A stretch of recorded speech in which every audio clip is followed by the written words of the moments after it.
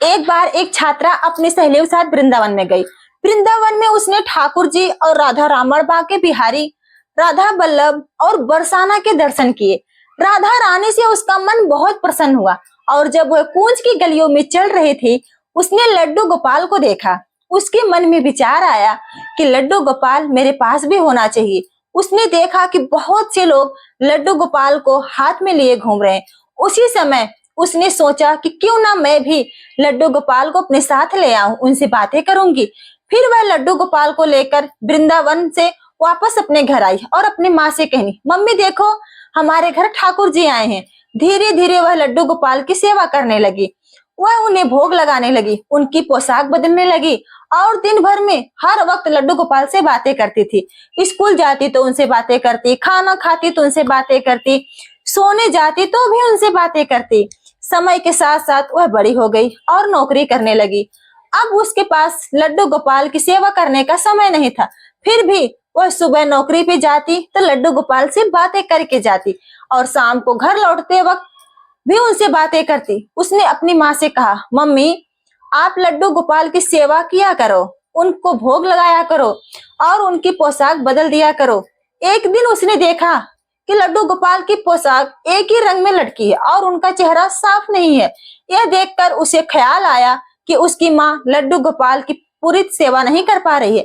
उसकी माँ ने बताया कि घर के कामों में इतनी व्यस्तता रहती है कि लड्डू गोपाल की सेवा करने का समय नहीं मिल पाता। वह लड्डू गोपाल को स्नान नहीं करवा पाती और उनकी पोशाक भी बदल नहीं पाती। यह सुनकर उस लड़की का दिल टूट गया। उसे लगा कि ठाकुर जी का सम्मान नहीं हो पा रहा और उनकी सेवा सही ढंग से नहीं हो पा रही है।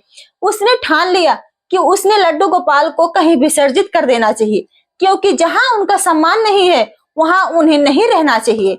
एक दिन उसने लड्डू गोपाल को लेकर नदी के किनारे गई और वहां खड़े होकर ठाकुर जी से बातें करने लगी। उसकी आंखों में आंसू थे और हाथ कांप रहे थे।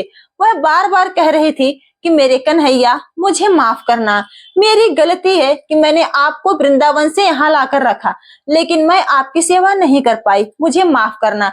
वह रोते हुए राधा रानी से भी कहने लगी, हे राधा रानी आप मेरे लड्डू गोपाल का ख्याल रखना। इसी दौरान एक छोटी सी लड़की लगभग 12-13 साल की पीछे से आई। उसने पूछा, दीदी आप लड्डू गोपाल को क्यों विसर्जित कर रही हो?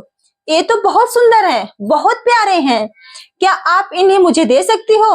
मैं इनकी सेवा करूंगी, इनको भोग लगाऊंगी, इनकी पोशाक बदलूंगी।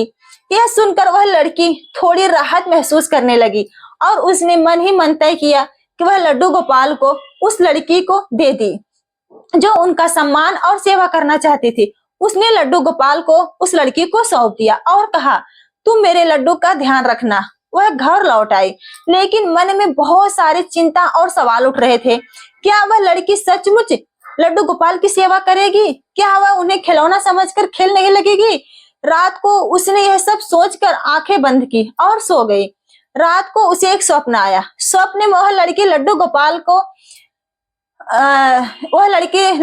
को लिए राधा रानी का रूप धारण की। उसने कहा, तुम चिंता क्यों करती हो? तुम्हारे लड्डू गोपाल का ध्यान मैं रख रही हूँ, जैसा तुमने मुझसे कहा था वैसा ही कर रही हूँ। वह बहुत खुश है और तुम्हारे लड्डू गोपाल सबसे प्रसन्न है। स्वप्न में वह सुनकर लड़की भाव में विभोर हो गई। उसकी आंखों में आंसू थे और वह भगवान का धन्यवाद करने लगी। इस स्वप्न में उसे एहसास दिलाया कि ठाकुर जी सच में अपने भक्तों के भाव को समझते हैं और उनकी सेवा बिना किसी शारीरिक रूप में भी होती है। ठाकुर जी के लिए यह भाव सबसे महत्वपूर्ण होते हैं और हमसे उनकी सेवा कराना उनके लिए कोई कठिनाई नहीं है। आखिरकार उस लड़की ने महसूस किया कि ठाकुर जी को कभी केवल मूर्त मत समझो, उन्हें सच्चे भाव से पुकारो और उनके साथ एक संबंध स्थापित करो। जब आप उनसे दिल से बातें करेंगे तो वह आप से अपनी सेवा खुद करवा लेंगे। ठाकुर जी को भोग जब आप अर्पित करते हैं तो वह प्रसाद बन जाता है और वह प्रसाद आपके भोजन को अमृत बना देता है। इसी प्रकार ठाकुर जी से संपर्क रखने का सबसे महत्वपूर्ण तरीका यह है कि आप उनसे सच्चे भाव, सच्चे प्यार और विश्वास से बातचीत करें। यही विश्वास आपके जीवन में चमत्कार लेकर आएगा और आपको उनके प्रेम की अनुभूति होगी। जय श्री कृष्णा।